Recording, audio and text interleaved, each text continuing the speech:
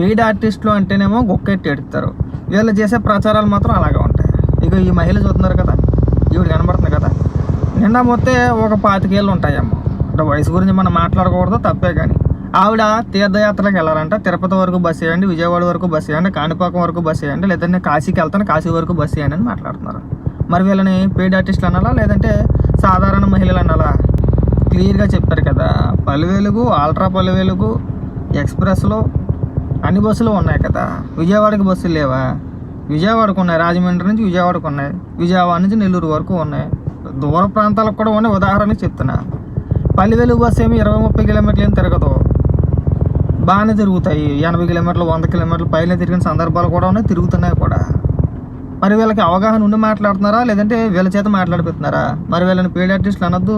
పైగా వాళ్ళకి caller mic అండి, వాళ్ళకి కాలర్ మైకులు పెట్టించి వాళ్ళ చేత మాట్లాడిపోతున్నారు. సామాన్య ప్రజలకి ఏకంగా వైర్లెస్ మైకులు, కాలర్ మైకులు. ఇక కాలర్ మైక్ కూడా మంచి కాస్ట్లీ మైక్ అనండు కదంటే. ఎక్కడికైనా సరే విజయవాడ తిరుపతి డైరెక్ట్గా అంటే గుళ్ళు పేరు చెప్పి బస్సులు ఉంటాయండి. విజయవాడ, తిరుమల, తిరుపతి వెళ్తారు కదా సాధారణంగా. మనం ఇప్పుడు వరకు బస్సులు ఎక్కడ ఎక్కలేదా?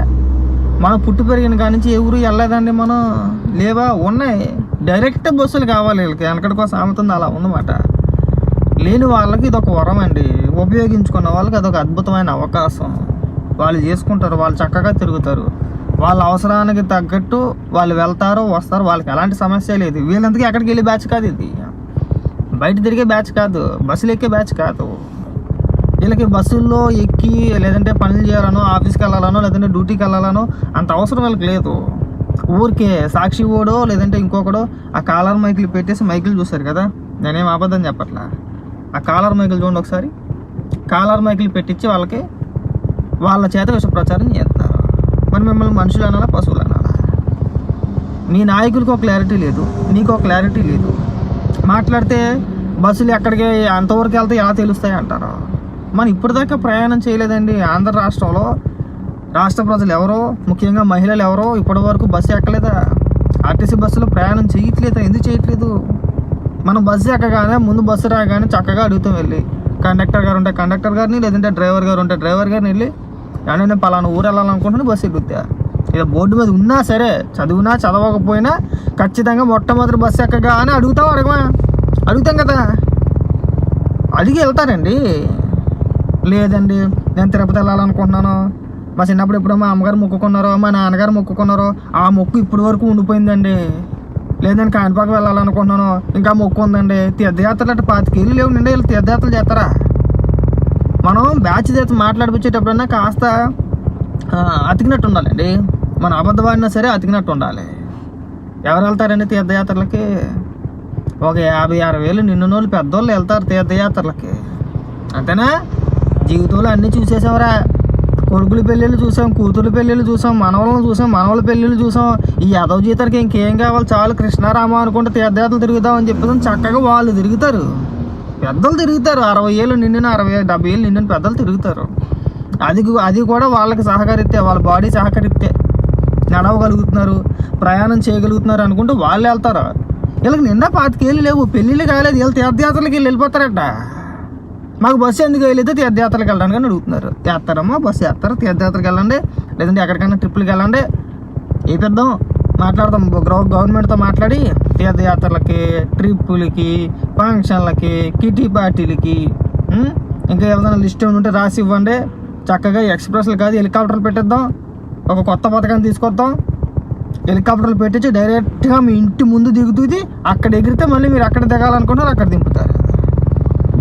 కడుపుకు అన్నం తినే మాటలు మాట్లాడాలి, గడ్డి తినే మాటలు మాట్లాడకూడదు. మనకు ఉపయోగపడకపోతే ఎవరికి ఉపయోగపడినట్టు కాదు, ఉపయోగపడిన వ్యక్తులకు ఉపయోగపడుతుంది ఆ పథకం. వెళ్ళే వాళ్ళు వెళ్తారు, మొత్తం పూర్తిగా చెడగొట్టేమాకండి. ఇంక విమర్శించడానికి ఏది దొరకలేదండి వీళ్ళకి. మనం ఆ పథకం గురించి విమర్శ చేయడానికి ఏది దొరకలేదు. ఇన్ని బస్సులు ఉంటే ఇన్ని బస్సుల్లోనే ఎందుకు ప్రవేశపెట్టారు? సరిపోద్దండి. రోజువారీ అవసరాల కోసం పనులకు వెళ్ళేవాళ్ళు, కంపెనీలకు వెళ్ళేవాళ్ళు 100 కిలోమీటర్లు, వేల కిలోమీటర్లు తిరగరండి. సింపుల్గా ఒక 20 కిలోమీటర్లు 30 కిలోమీటర్ల డిస్టెన్స్ వెళ్తారు, వస్తారు, అంతే. అక్కడితో ఒకవేళ దూర ప్రాంతాలకు వెళ్ళాలన్నా సరే మీకు ఉన్నాయి బస్సులు. రాష్ట్రంలో ఎక్కడి నుంచి ఎక్కడికన్నా వెళ్ళొచ్చు, కానీ డైరెక్ట్ బస్సులు ఎవరు వేస్తారండి? ఇప్పుడు నార్మల్గానే ఒకవేళ ఈ పథకం లేదనుకుందాం, డైరెక్ట్ బస్సులు ఉన్నాయండి? మనకు ఖచ్చితంగా మారాల్సిందే. ఇప్పుడు ఉదాహరణకి నేను భీమవరం నుంచి ఏ నెల్లూరో ఏ తిరుపతి వెళ్ళాలనుకుంటున్నాను. సరైన సమయంలో బస్సులు ఉండదండి. సాయంత్రం పూటలో లేదంటే రాత్రి పూటలోనో రాత్రి వేళల్లోనూ ఉంటాయి. ఒకవేళ నాకు ఎమర్జెన్సీ అయితే నేను ఏం చేస్తాను, అక్కడి నుంచి విజయవాడ వస్తే విజయవాడ నుంచి అన్ని ప్రాంతాలకి అన్ని వేళల్లోనూ బస్సులు ఉంటాయి విజయవాడ నుంచి కదా. ఇది మనందరికీ తెలిసింది. విజయవాడ నుంచి నువ్వు ఎనీ టైం ఎప్పుడైనా సరే ఎక్కడికైనా వెళ్ళొచ్చు. తిరుపతి వెళ్ళాలంటే తిరుపతి బస్సులు ఉంటాయి, నెల్లూరుకి బస్సులు ఉంటాయి, అటు హైదరాబాద్కి బస్సులు ఉంటాయి, రాజమండ్రికి ఉంటాయి, ఖమ్మానికి ఉంటాయి, భద్రాచలానికి ఉంటాయి, హైదరాబాద్కి ఉంటాయి. అన్ని ప్రాంతాలకి అన్ని వేళల్లోనూ బస్సులు ఉంటాయి విజయవాడలో కదా. ఎందుకు, మెయిన్ సెంటర్ కాబట్టి. లేదు డైరెక్ట్గా మా ఊరు ఎక్కడో మాలుబూర గ్రామం అని ఉంటుందండి. నేను విజయనగరంలో ఉన్నాను. విజయనగరం నుంచి నాకు తిరుపతి డైరెక్ట్గా బస్సు వేసేయాలంటే ఎక్కడ కుదురుతుంది? 800 కిలోమీటర్లు వస్తుంది. ఎంతసేపు జర్నీ? డ్రైవర్లు డ్యూటీ చేయాలా లేదా? అంత దూర ప్రయాణాలు సాధ్యపడుద్దా? 700 కిలోమీటర్లు 800 కిలోమీటర్లు సాధ్యమా? కొన్ని బస్సులకు మాత్రం ఉంటుంది, లగ్జరీ బస్సులో లేదంటే ఇంకోటి వాటికి కేటాయిస్తారు. అది కూడా రాత్రి వేళల్లో దూర ప్రయాణం కాబట్టి మనకి తలా తోక తెలియదు, ఏది తెలియదు. వచ్చి మాట్లాడమన్నారు కాబట్టి మనం మాట్లాడేయడమే కదా. ఏదో విమర్శ చెయ్యాలి అంతే. విమర్శ అయితే సరిపోద్ది, మనకి ఎంతో కొంత అకౌంట్లో డబ్బులు పడతాయి. లేదు ప్రభుత్వం మీద ఇదో రకమైన విషయం కక్కేయాలి, ఏ పథకం అమలు చేసినా సరే. ఇప్పుడు కొత్తగా విమర్శ చేయడానికి ఏమీ లేదు. అందుకని డైరెక్ట్గా బస్ స్టాండ్లో కూర్చోబెట్టి, ఇది ఇంకా దరిద్రం ఇది. సరే మాట్లాడుతున్నారు సామాన్య ప్రజలు మాట్లాడుతున్నారా అంటే లేదు, సామాన్య ప్రజలు కాదు. బస్ స్టాండ్లో వీళ్ళకి కాలర్ మైకులు పెట్టి వాళ్ళకి ఒక స్క్రిప్ట్ ఇచ్చి ఇక మీరు ఎలా మాట్లాడండి, ఈ పథకం గురించి మేము చెప్పినట్టు మీరు చెప్పండి అని వాళ్ళ చేత చెప్పిస్తున్నారు. మరి దీన్ని ఏమనాలి? మిమ్మల్ని పేటీఎం ఆర్టిస్టులు అనొద్దు అనాలా వద్దా? మహిళలు అయితే అయ్యారు కానీ అనకూడదు కాదు, అనొచ్చు, ఖచ్చితంగా అనొచ్చు. మనకు చేత కాదు. ఇగో ఇలా ఉంటాయన్నమాట వ్యవహారాలు. ఆశ్చర్యం వేసిందంటే చెప్తే నమ్మాలి. మనం ట్రోల్ చేసినా, మనం మాట్లాడినా, ప్రభుత్వాన్ని మనం విమర్శించినా ఒక పద్ధతి ప్రకారం ఉండాలి.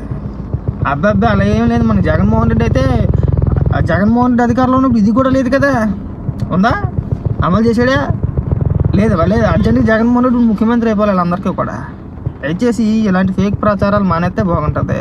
ఆ సాక్షిలో ఆ కొమ్మినేని శ్రీనివాస్ ఒకడు ఉన్నాడు, జర్నలిస్ట్ అట్టాగే. నాకు ఇవాళకి అర్థం కాదు. మొన్న రీసెంట్గా ఈ పథకం ప్రారంభించినప్పుడు నారా లోకేష్ గారు, చంద్రబాబు నాయుడు గారు, పవన్ కళ్యాణ్ గారు వాళ్ళ ముగ్గురు బస్సు ఎక్కి టికెట్ తీసుకున్నారు. అదిగో టికెట్ తీసుకున్నారు. వీళ్ళు ఎమ్మెల్యేలకి, ఎమ్మెల్సీలకి లేదంటే మంత్రులకి బస్సు ఫ్రీ అని తెలదా? అలా తీసుకుంటారు. ఆ మాత్రం తెలదా? తీసుకుంటే తప్పెట్టండి. తీసుకుంటే నష్టమేమైనా ఉందా? ఇప్పుడు తీసుకోకూడదు, ఫ్రీయే, కరెక్టే. వాళ్ళకి ఫ్రీ, వాళ్ళు బస్సు ఎక్కి ఎక్కడికైనా వెళ్ళొచ్చు, వాళ్ళకి ఫ్రీ అనుకుందాం. అలా అని చెప్పేసి డబ్బులు ఇచ్చి టికెట్ తీసుకోకూడదని చెప్పలేదుగా, తీసుకోవచ్చు కదా. అదొక మంచి పరిణామం అండి. అదొక మంచి సిగ్నల్. జనాల్లోకి ఏమైనా వెళ్తుందంటే ఖచ్చితంగా మన బస్సు ఎక్కినప్పుడు టికెట్ తీసుకోవాలరా. ఇగో లోకేష్ గారు, పవన్ కళ్యాణ్ గారు, చంద్రబాబు నాయుడు గారే, ముఖ్యమంత్రి హోదాలో ఉన్న చంద్రబాబు నాయుడు గారే టికెట్ తీసుకున్నారంటే మనం కూడా ఖచ్చితంగా టికెట్ తీసుకొని ప్రయాణించాలని ఒక మంచి మెసేజ్ వెళ్ళొద్ది. అది తప్పేంగా దానికి కూడా హేళన వెళ్ళా. ఎక్కడ కొమ్మినేని శ్రీనివాస్ పేపర్ చూడకుండా 4 అక్షరాలు మాట్లాడాడు. చేతిలో పేపర్ లేకుండా కెమెరా వంక చూసి ఏదైనా ఒక వార్త చదవాలంటే, ఒక హెడ్లైన్ చదవాలంటే 4 ముక్కలు చదవలేడు. ఉదాహరణకి జగన్మోహన్ రెడ్డి నెల్లూరు పర్యటన ఉంది. నెల్లూరు పర్యటనకి అధిక సంఖ్యలో జనం వచ్చారు, జనాదరణ, ప్రజలు గిట్టం కట్టేశారు, సీఎం అని చెప్పేసి గావుకేకలు వేసారు. ఈ 4 లైన్లు చదవాలనుకోండి, ఆ 4 లైన్లకి కూడా 40 సార్లు పేపర్ చూస్తాడు. అక్షరం ఒక రాదు మనకు పేపర్ లేదు. నువ్వు జర్నలిస్టువే, నువ్వు వయసులో పెద్దవాడు అయిపోయి ఏదో ఆ కాలంలో కెమెరా వంక ఎవరో మాట్లాడడానికి కొంతమంది మొహమాట పడతారు. కెమెరాను చూసి కెమెరా ఫేసెస్ మాట్లాడాలంటే కొంతమంది మొహమాట పడతారు. మొహమాటమో నామూచో లేదంటే కాస్త తడబడతా ఉంటారు. ఆ రోజుల్లో మీరు ధైర్యం చేసి మాట్లాడగలిగారు. ఇవాళ జర్నలిస్ట్గా మమ్మల్ని తినేస్తున్నారు అంతే. అదే నిజం. ఇవాళ పప్పులు ఉడుకోగా ఇవాళ ఖచ్చితంగా అందరూ మాట్లాడుతున్నారు. అందుకే మీ ఏడుపు. ఆ పప్పులు ఇక్కడ ఉడకట్లేదనే కదా. లేకపోతే నిన్ను జర్నలిస్ట్ అంటే ఎవడో నమ్ముతాడా? ఏదైనా ఒక అంశం పైన సుదీర్ఘ విశ్లేషణ మనం చేయగలమా? ఏదైనా పర్వాలేదు. పోలవరమా, లేదంటే రాష్ట్ర ఆర్థిక వ్యవస్థ పైన, లేదంటే పరిపాలన గురించా, లేదంటే ప్రజలకు పనికొచ్చే దానిపైన, పరిశ్రమల గురించో, ఇంకో దాని గురించో దేనిపైన అయినా సరే ఒక అరగంట డిబేట్ పెట్టి ఆ సబ్జెక్టు పైన మనం అనుకున్నది ఏదైనా పర్వాలేదు, దానిపైన సుదీర్ఘ విశ్లేషణ చేసి ఇది ప్రజలకు ఉపయోగపడుద్ది, ఇది ప్రజలకు ఉపయోగపడదు, ప్రజలకి మన మౌలిక సదుపాయాలు కల్పించాలి, ఉపాధి కల్పించాలి, వాళ్ళని ఆర్థికంగా బలోపేతం చేయాలి, కదా. వాళ్ళ ఆదాయాలు పెంచాలి, తలసరి ఆదాయాలు పెంచాలి, వాళ్ళ జీవన ప్రమాణాలు మనం మార్చాలి. సో ఇది ఇలా చేస్తే ఉపయోగపడుతుంది అని చెప్పేసి ఏ రోజైనా నువ్వు డిబేట్ పెట్టావా కొమ్మనేని? అదేం ఉండదు. ఎంతసేపు జగనో జగనో జగనో జగనో చంద్రబాబు నాయుడు గారిని విమర్శించడం, ఈ రెండు తప్పితే మనకు వచ్చి సచ్చింది ఏదైనా ఉందా? లేదు కదా. ఇక మనకు చేత కానప్పుడు సైలెంట్గా చూస్తూ ఉండడమే, మనకు వస్తే మాట్లాడాలి, లేకపోతే లేదు. ఈశ్వర్ గారు నువ్వు మీరు ఎందుకు విశ్లేషణ చేస్తారో, ఎందుకు డిబేట్లు పెడతారో, ఆ తాగుబోతున్న ఒకరిని తీసుకొస్తారు కేఎస్ ప్రసాద్ గారిని, ఆడదాబట్టి ఇంకొకరిని తీసుకొస్తారు, మీరు తలా తొక్కలేకుండా ఎందుకు మాట్లాడతారో అర్థం కాదు.